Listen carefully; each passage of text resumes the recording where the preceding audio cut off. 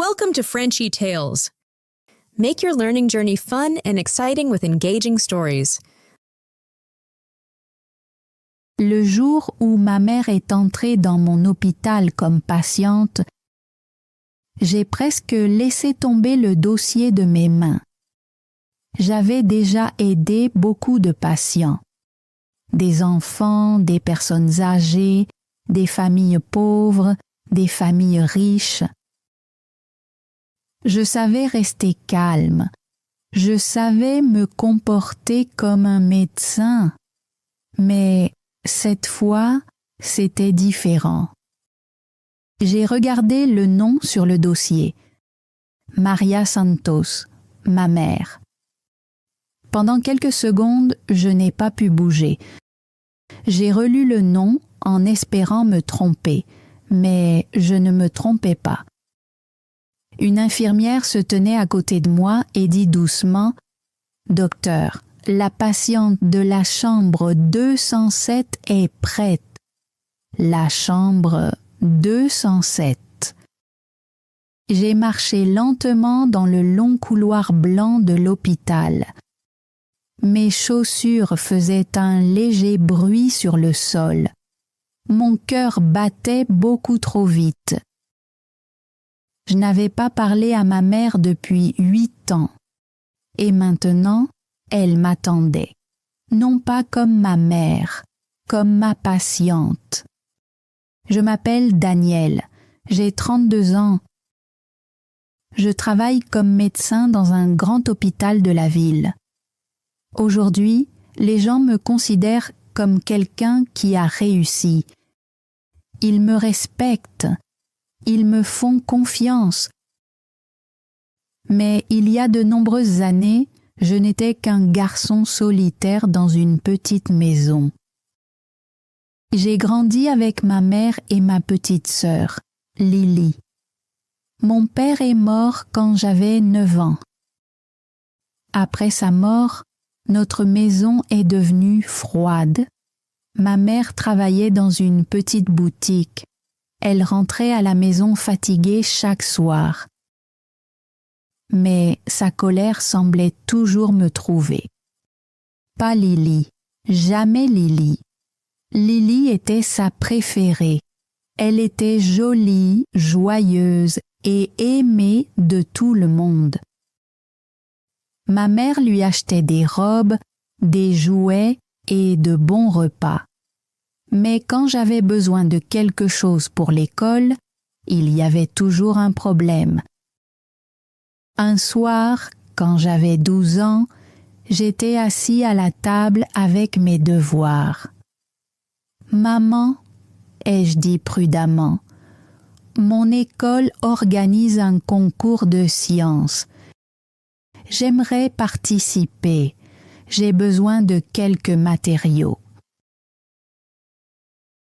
Elle ne leva même pas les yeux vers moi. « Combien ? 20 $, répondis-je. Elle se retourna avec un regard plein de colère. « 20 $? Daniel, tu crois que j'ai de l'argent à jeter par les fenêtres ? » « C'est pour l'école, » dis-je doucement. Elle eut un rire froid. « Tu as toujours besoin de quelque chose.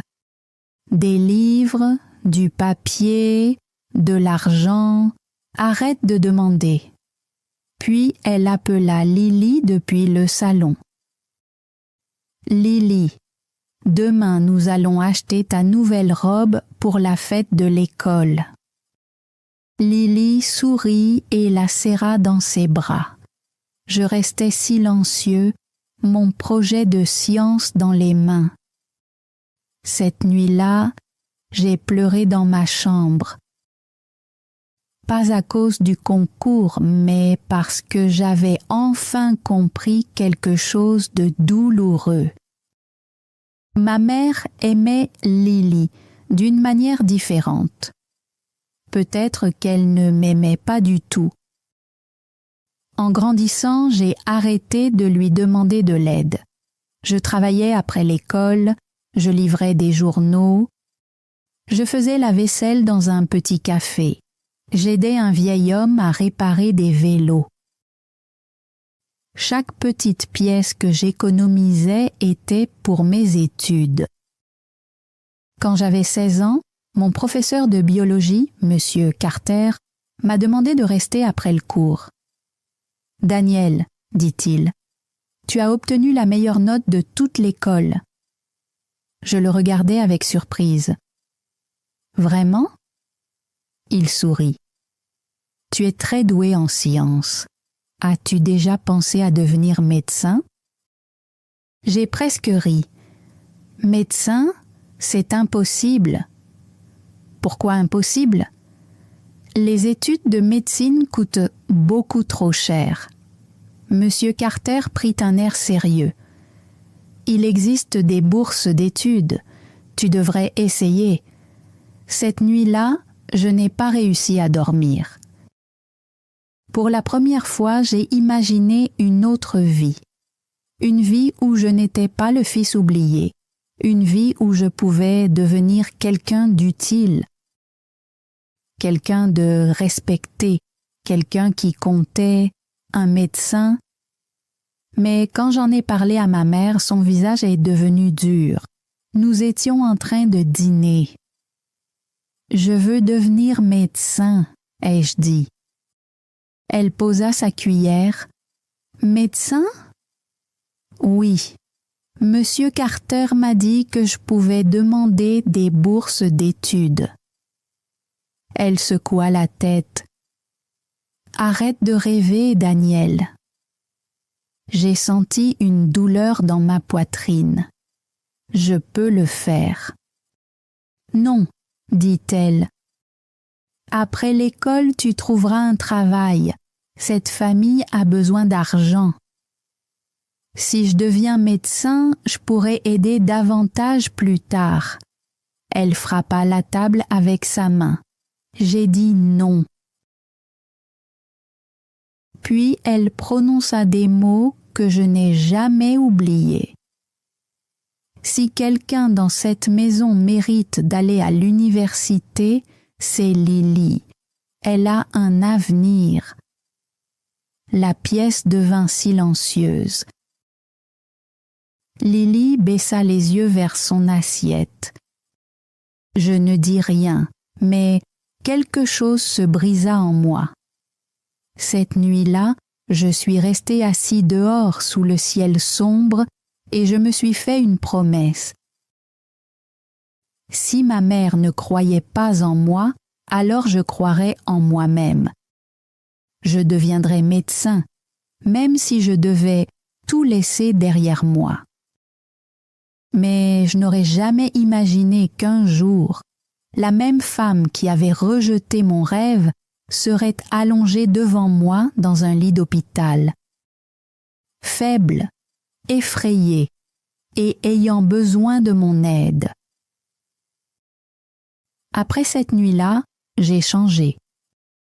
J'ai arrêté de demander du soutien à ma mère. J'ai arrêté de partager mes rêves avec elle. J'ai compris que si je voulais un avenir, je devais le construire seule. Alors j'ai travaillé encore plus dur. Pendant la journée, j'allais à l'école. Le soir, je faisais de petits boulots. Je lavais la vaisselle dans un café. Je livrais des journaux tôt le matin. Parfois, j'aidais un vieil homme à nettoyer son atelier de réparation de vélos. La plupart des nuits, je ne dormais que quelques heures. Mais à la maison, personne ne s'en souciait. Ma mère ne m'a jamais demandé pourquoi j'avais l'air fatiguée. Elle ne m'a jamais demandé si j'avais mangé. Elle ne m'a jamais demandé si l'école était difficile. Pour elle, je n'étais utile que lorsque je rapportais de l'argent à la maison. Un soir, je suis rentrée du café. Ma chemise sentait le café, le savon et la nourriture frite.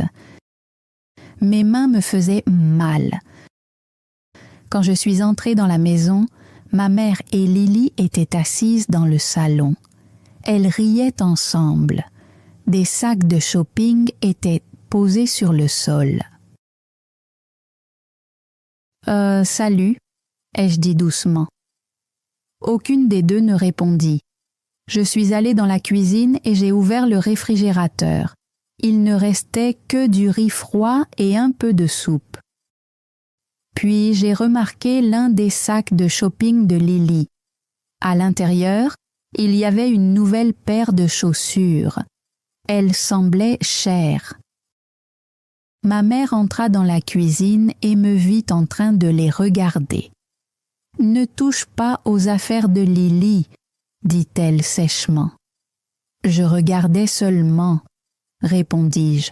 « Elles ne sont pas à toi. » Ces mots étaient courts, mais ils m'ont profondément blessée. L'année suivante était ma dernière année de lycée. C'était l'année la plus importante de ma vie. Si je voulais obtenir une bourse, je devais avoir des notes parfaites. Alors, j'étudiais à chaque minute libre, mais ma mère rendait les choses plus difficiles. Elle a commencé à me demander de l'argent. « Daniel, donne-moi 20 $. Daniel, j'ai besoin d'argent pour payer les factures. Daniel, prête-moi un peu d'argent, je te le rendrai. » Mais elle ne me le rendait jamais. Et d'une manière ou d'une autre, elle avait toujours de l'argent pour Lily. De nouveaux vêtements, du nouveau maquillage, un nouveau téléphone. Un jour, je n'ai plus pu garder le silence. « Maman, » ai-je demandé, « pourquoi me demandes-tu toujours de l'argent ?» Elle semblait agacée.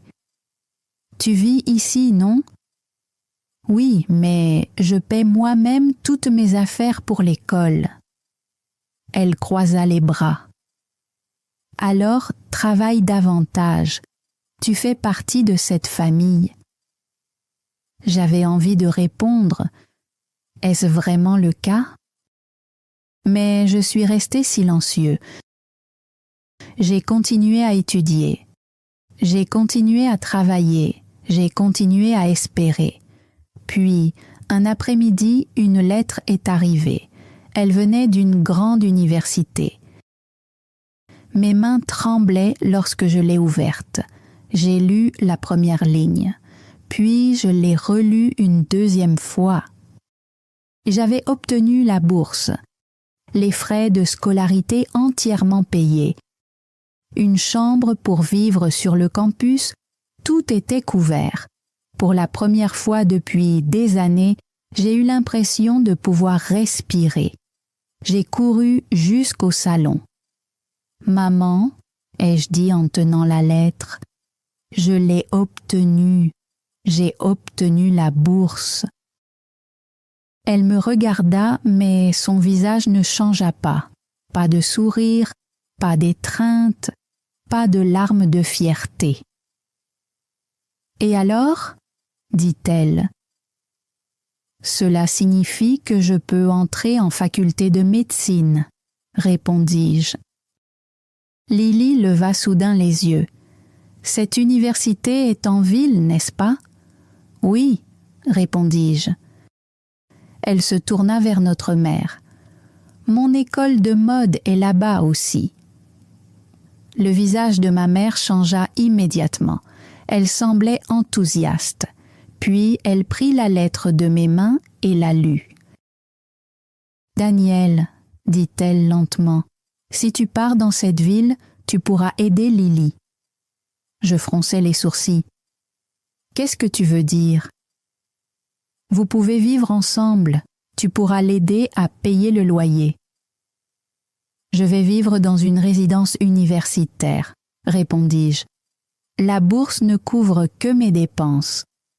Alors trouve un autre logement. » « Je n'ai pas l'argent pour ça. » Ses yeux devinrent froids. « Ne sois pas égoïste. » Ce mot me frappa de plein fouet. Égoïste? J'avais travaillé pendant des années. J'avais payé mes livres. Je lui avais donné de l'argent. Et maintenant, j'étais égoïste? Cette nuit-là, Lily est entrée dans ma chambre. Elle s'est assise sur mon lit et a parlé doucement au début. Maman veut que j'aille dans une école de mode. C'est une bonne chose, répondis-je, mais c'est très cher. Je savais déjà où cette conversation allait mener. Elle me regarda et dit « Peut-être que tu pourrais aider à payer. » Je l'ai regardée fixement. « Lily, je n'ai pas d'argent. Je pars grâce à une bourse. »« Mais tu vas devenir médecin, » dit-elle. « Les médecins sont riches. Cela prendra encore de nombreuses années. » Son visage se durcit. « Tu ne penses qu'à toi. » Elle parlait exactement comme notre mère. Quelques semaines plus tard, tout explosa pendant le dîner. Ma mère me regarda et dit « J'ai parlé avec l'école de Lily. Nous devons payer bientôt. » Je suis resté silencieux, puis elle ajouta « Tu vas donner à Lily l'argent de ta bourse. » Je suis resté figé. « Quoi? Tu m'as entendu. Cet argent est destiné à mes études de médecine. »« Tu peux travailler, » répondit-elle. « Lily a besoin de cette chance. » J'ai regardé Lily. Elle n'a rien dit, pas un seul mot. Mes mains ont commencé à trembler. « J'ai travaillé pour obtenir cette bourse, » dis-je, « pendant des années. » Ma mère se pencha vers moi. « Et moi, je t'ai élevé. Maintenant, rembourse-moi. » Quelque chose s'est finalement brisé en moi. Je me suis levée. « Non, » ai-je dit. Ses yeux devinrent perçants. « Qu'est-ce que tu viens de dire ?» J'ai dit non. Je ne renoncerai pas à mon avenir. Elle se leva à son tour. « Espèce de garçon ingrat. »« Je ne suis pas ingrat, » répondis-je. « Je choisis simplement ma vie. » Puis elle prononça les mots qui ont tout détruit. « Si tu pars en faculté de médecine, ne reviens jamais. » La pièce devint silencieuse. J'ai regardé Lily, espérant qu'elle dirait quelque chose. Mais elle baissa les yeux vers son assiette. C'est à ce moment-là que j'ai compris. J'étais seule dans cette famille. Alors, cette nuit-là, j'ai fait ma valise et je suis partie. Je pensais que partir était la pire douleur que je pourrais ressentir. Mais 8 ans plus tard, lorsque je marchais vers la chambre 207, j'ai découvert que ma mère cachait quelque chose d'encore plus terrible.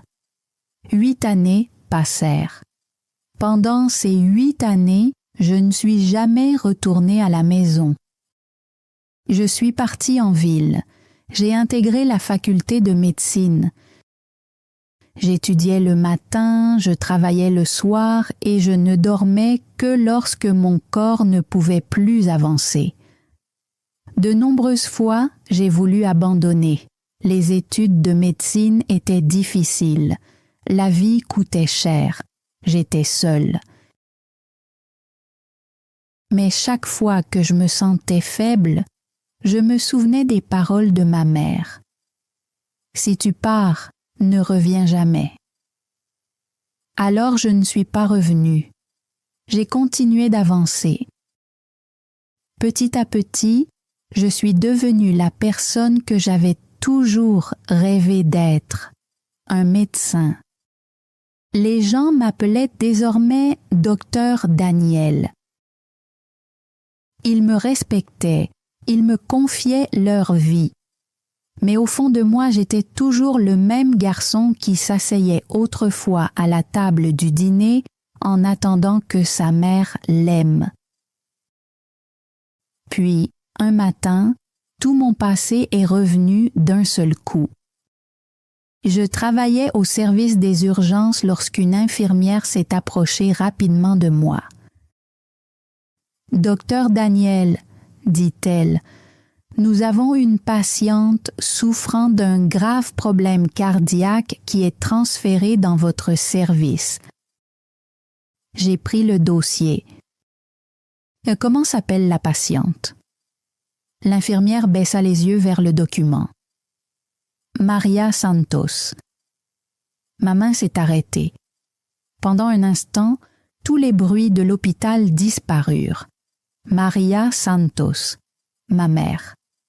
C'est ainsi que je me suis retrouvée à marcher vers la chambre 207. Chaque pas semblait lourd. Je me posais sans cesse les mêmes questions. Pourquoi ici? Pourquoi aujourd'hui? Pourquoi moi? Lorsque j'ai atteint la porte, je suis restée immobile quelques secondes à l'extérieur. Puis, j'ai pris une profonde inspiration et je l'ai ouverte. Elle était allongée sur le lit. Des machines étaient reliées à son corps. Son visage était pâle, ses cheveux semblaient plus fins. Elle paraissait plus petite que dans mes souvenirs. Ce n'était plus la même femme qui me criait dessus. Ce n'était plus la femme qui m'avait dit de partir pour toujours. Cette femme semblait faible, malade, effrayée. Ses yeux s'ouvrirent lentement. Au début, elle semblait confuse. Puis elle me reconnut. « Daniel ?» murmura-t-elle. Je ne lui ai pas répondu comme un fils. J'ai regardé son dossier médical et j'ai forcé ma voix à rester calme. « Madame Santos, vous m'entendez ?» Ses yeux se remplirent de douleur. « Oui, » répondit-elle doucement. L'infirmière se tenait à côté de moi. « Elle a besoin d'un traitement immédiatement, docteur. » J'ai hoché la tête. Commencer l'oxygène, préparer les médicaments par perfusion, vérifier à nouveau sa tension. Les infirmières se mirent rapidement au travail. Je donnais des instructions, je vérifiais son rythme cardiaque, je contrôlais sa respiration. Je faisais tout ce qu'un médecin devait faire. Mais pendant tout ce temps, je sentais son regard posé sur moi. Après un moment, son état devint plus stable. Les infirmières sortirent en quelques instants, puis il ne resta plus que nous deux. Un médecin et une patiente, une mère et un fils. Mais aucun de nous ne savait encore comment être cela. Elle parla la première. « Tu es devenu médecin. »« Oui, » répondis-je, « tu l'as vraiment fait. » Je regardais le moniteur plutôt que son visage. Puis elle dit quelque chose à quoi je ne m'attendais pas. « J'ai vu ta photo de remise de diplôme. » Ma main s'arrêta une seconde. « Je l'ai gardée, » murmura-t-elle. Je ne savais pas quoi répondre. Puis sa voix se brisa. « J'avais tort, Daniel. » Je l'ai regardé. « J'avais tort, » répétai-je. Elle hocha faiblement la tête. « Je ne te comprenais pas à l'époque. » Un rire amer m'échappa. « Tu m'as dit de ne jamais revenir. » Ses lèvres tremblèrent. J'étais en colère. « Non, » dis-je doucement. « Tu m'as rejeté. » Des larmes remplirent ses yeux. « J'avais besoin d'aide après ton départ, » dit-elle. « Tout est devenu difficile. » Je suis resté silencieux. « Lily est partie aussi, » continua-t-elle. « Elle est allée en ville. Après quelque temps, elle a arrêté d'appeler. Elle a arrêté d'aider. Je la regardais froidement.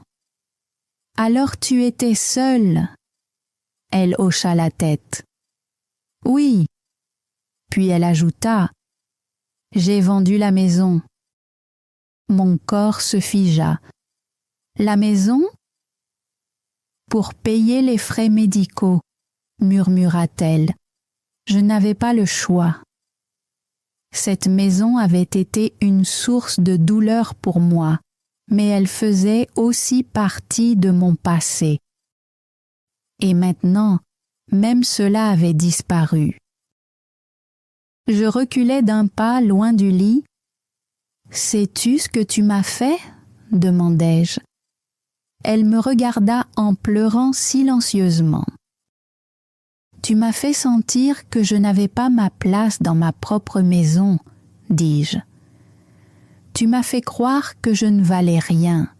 J'ai travaillé jusqu'à ne presque plus pouvoir tenir debout. J'ai étudié en ayant faim. J'ai dormi dans une petite chambre en me demandant pourquoi ma propre mère ne pouvait pas m'aimer. » Ses larmes coulèrent plus vite. « Je suis désolée, » murmura-t-elle, « mais je ne pouvais pas m'arrêter. »« Je suis devenue médecin, » dis-je, « non pas parce que tu m'as aidée. » Je la regardais, les mains tremblantes. « Je suis devenue médecin parce que j'ai dû survivre à ce que tu m'as fait subir. » Elle couvrit son visage de ses mains et se mit à pleurer. Pendant un long moment, je ne pus pas bouger. Puis je me tournai et marchai jusqu'à la fenêtre. À l'extérieur, la ville continuait de vivre comme si rien ne s'était passé. Les voitures circulaient, les gens marchaient, la vie continuait. Mais à l'intérieur de la chambre 207, mon passé était allongé dans un lit d'hôpital. Quelques minutes plus tard, le médecin-chef entra dans la chambre. « Elle est stable pour le moment, » dit-il, « mais son état est grave. Elle pourrait avoir besoin de soins à long terme. Une opération est possible, mais elle comporte des risques. »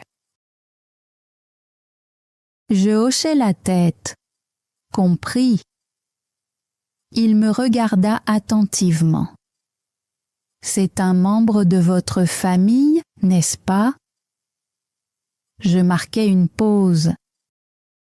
Puis je répondis « C'est ma patiente. » Il ne dit rien de plus et quitta la chambre. Le silence revint. Derrière moi, ma mère murmura mon nom. Daniel.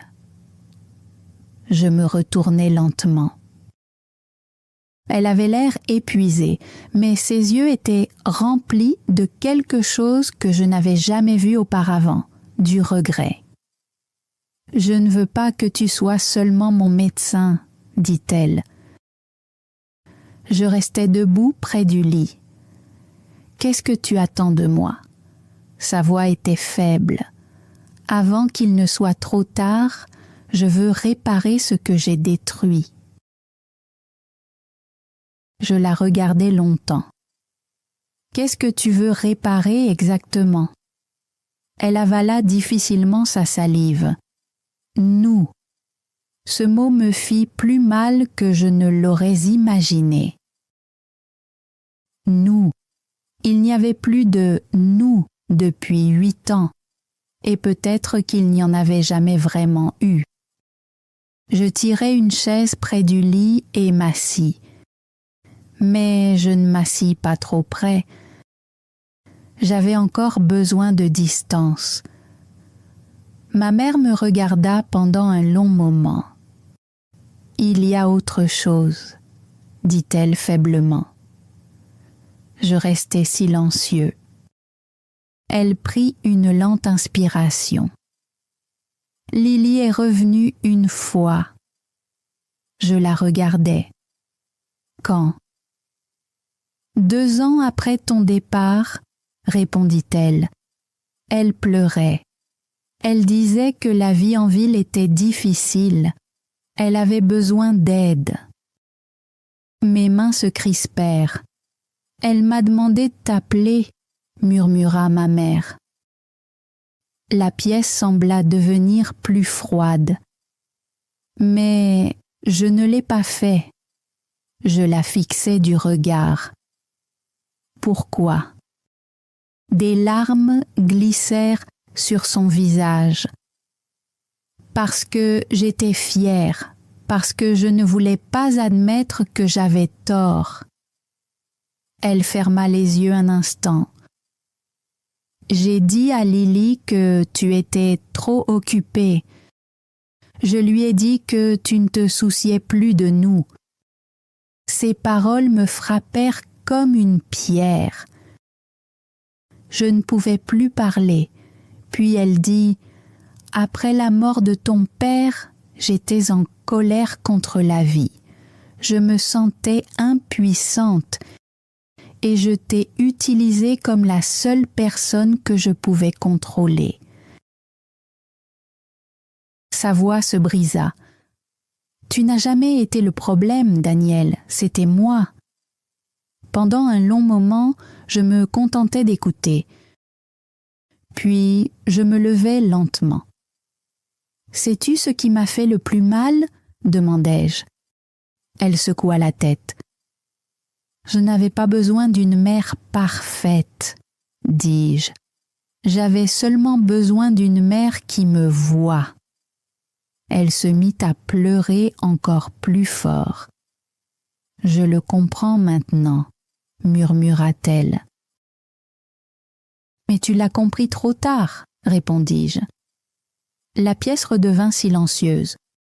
Puis l'infirmière entra avec un dossier. « Docteur, nous avons besoin d'une décision. L'opération doit avoir lieu bientôt. » Je regardais le dossier. Puis je regardais ma mère. Elle était faible, effrayée et attendait.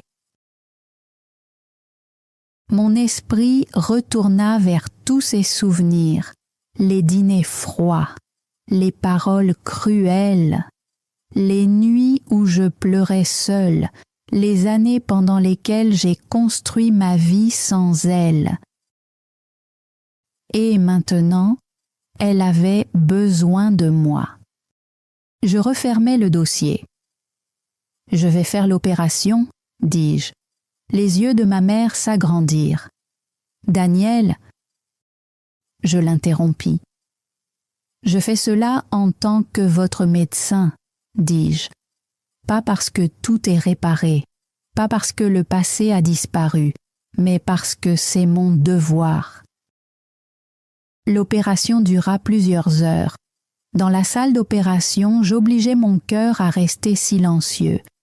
Je n'étais pas le fils rejeté à cet instant. J'étais un médecin. Chaque geste comptait, chaque seconde comptait. Finalement, les signes vitaux se stabilisèrent. L'opération fut un succès. Plus tard, j'entrai dans sa chambre de convalescence. Elle était réveillée, fatiguée, mais en vie. « Merci » murmura-t-elle. Je la regardais. « Vous n'avez pas besoin de me remercier ?» Elle semblait confuse. Je pris une profonde inspiration. « Je vous ai pardonné il y a longtemps, » dis-je. Mais pardonner ne veut pas dire oublier. Ses yeux se remplirent de larmes une nouvelle fois. Je me tournai pour partir. « Daniel » appela-t-elle doucement. Je m'arrêtai près de la porte.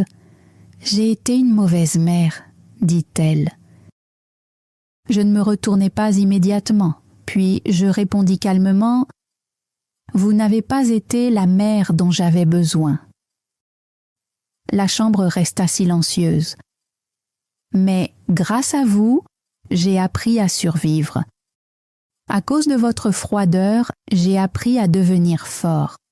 Et parce que personne ne m'écoutait, j'ai appris à écouter les personnes qui souffrent. Je me retournais et la regardais, même vous. Puis je quittais la chambre.